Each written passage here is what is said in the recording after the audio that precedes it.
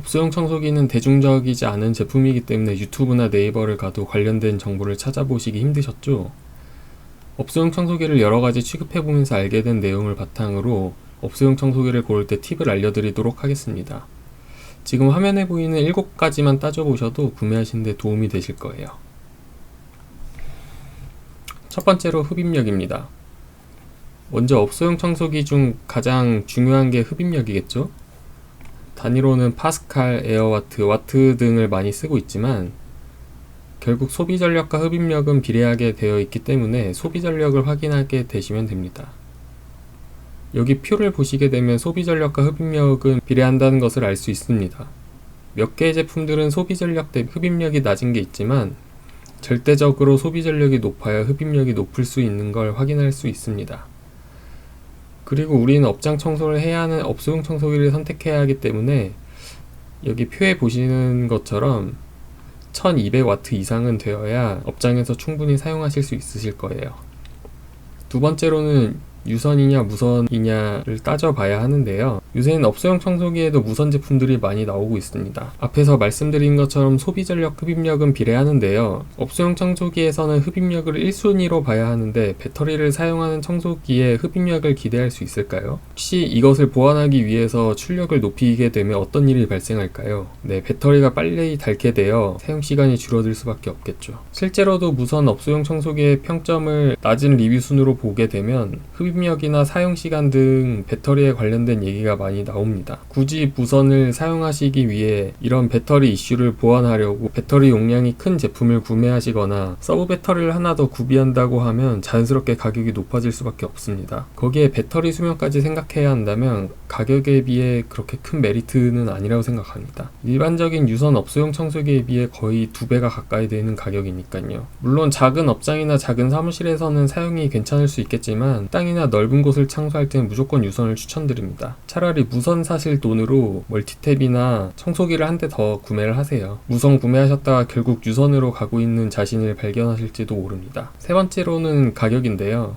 예산을 당연히 빼놓을 수는 없습니다. 제가 지금 소개해드리는 것은 전문 청소업체급의 장비를 말씀드리는 게 아니고 일반 사무실이나 식당, 카페, 그리고 공장 등 업장에서 사용하시는 분들 기준입니다. 제가 말씀드린 조건을 완전히 충족하지 못하더라도 거의 일치하다 싶으면 형성되는 가격은 10만원 초반에서 중반 정도이니 이 점 참고해주세요. 네 번째로는 건습식 기능이 있는지 없는지를 따져봐야 합니다. 여기서 건식과 습식이란, 건식은 일반적으로 우리가 사용하고 있는 청소기처럼 물은 빨아들이지 못하는 게 건식 청소기입니다. 액체류나 젖은 흙, 먼지 등을 빨아들이게 되면 청소기가 고장의 우려가 있죠. 반면 습식 청소기는 액체류까지도 빨아들일 수 있는 청소기입니다. 주로 식당이나 카페 등 이런 데서 바닥에 음식물이나 음료 쏟은 것들을 그냥 한 번에 다 빨아들이면 되니까 더욱더 간편하게 청소를 할 수 있겠죠. 보통 업소용 청소기는 건식과 습식 기능이 대부분 다 있지만 간혹 가다 보면은 건식만 가능한 업소용 청소기들이 존재하고 있으니 상세 페이지를 잘 보고 구매하셔야 합니다. 다섯 번째로는 필터인데요. 제가 생각하는 것 중 상당히 중요하다고 생각하는 요소입니다. 청소기는 진공 상태를 만들기 위해 모터가 돌아가면서 앞에서는 흡입하고 청소기 뒷면에 있는 배출구로 바람을 배출합니다. 청소를 하는 과정에서 먼지를 빨아들인 후 필터에서 거르지 못한 미세한 먼지들은 뒷면에 배출구로 나오게 되는데요. 이 경우 미세한 먼지들이 공기 중으로 분출이 되게 됩니다. 특히나 업장에서는 많은 사람들이 왔다 갔다 하면서 흙먼지가 많이 쌓이게 되는 환경이 되는데 이게 무슨 말이냐면 가정보다 흙먼지가 절대적으로 많을 수밖에 없다는 거죠. 그렇기 때문에 업소용 청소기도 필터를 확인하시는 것이 굉장히 중요합니다. 보통 프리필터라고 불리우는 이 집진 필터가 달려 있는데요. 이 집진 필터는 1차적으로 필터 역할을 해주고 거의 대부분의 업소용 청소기에 달려 있습니다. 하지만 말 그대로 1차적인 필터 역할이기 때문에 미세한 먼지들까지는 다 걸러낼 수는 없죠. 그래서 2차 필터까지 있다면 이 미세한 먼지들을 더 많이 걸러낼 수 있어 배출되는 미세한 먼지의 양이 더욱더 적어져 청소를 안심하고 할 수 있습니다. 그리고 추가적으로 팁을 드리자면 2차 필터가 헤파 필터면 더욱더 좋습니다. 진짜 좀 불안하신 분들은 그냥 마스크 끼고 하시는 것도 방법이라고 생각합니다. 여섯 번째로는 바디 재질인데요. 바디 재질은 크게 플라스틱과 스테인리스 이렇게 두 종류로 나눌 수 있습니다. 물론 둘 다 장단점이 존재하는데 습식까지 가능한 업소용 업소용 청소기 특성상 먼지통 안을 매일매일 치우고 건조를 따로 해주지 않는다면 먼지통 안에 습도가 높아지게 됩니다. 이 경우 플라스틱은 녹에 대해서 자유로울 수 있고 스테인레스는 녹이 날 가능성이 존재합니다. 스테인레스가 무슨 녹이 나냐 하시는 분들도 계실 텐데 먼지통을 만들 때 용접이 들어가기 때문에 이 용접 부위에 녹이 생길 수 있습니다. 그렇다고 해서 저는 플라스틱을 추천드리지 않는데요. 내구성의 측면으로 보았을 때는 스테인레스에 비해 약할 수밖에 없습니다. 특히나 사용하시는 곳이 업장이다 보니 여기저기 자주 부딪히게 되고 그러다 보면 파손의 우려가 스테인레스에 비해 높습니다. 둘 다 장단점이 있지만 저라면 내구성의 이유로 스테인레스를 선택할 것 같네요. 7번째로는 용량입니다. 여기서 말씀드린 용량은 먼지통의 용량입니다. 먼지통의 용량이 작으면 아무래도 먼지통 비율이 더 많아지게 됩니다. 10리터짜리와 20리터짜리 먼지통이 있고 5일마다 먼지통에 10리터가 찬다고 가정해봤을 때 10리터짜리는 한 달에 6번을 비워줘야 하고 20리터짜리는 한 달에 3번만 비워주면 됩니다. 이렇게 되면 일이 반으로 줄게 되는 것이죠. 하지만 용량이 커지게 되면 청소기의 부피가 커지게 되니 이 점은 꼭 참고해주세요. 그래서 너무 큰 용량의 업소용 청소기는 그렇게 추천드리진 않고 제가 추천드리는 용량은 너무 작은 10리터보다는 20에서 30리터 정도 사이의 용량을 추천드립니다. 제가 요약본도 따로 띄워드릴 테니 요약본을 참고해주세요.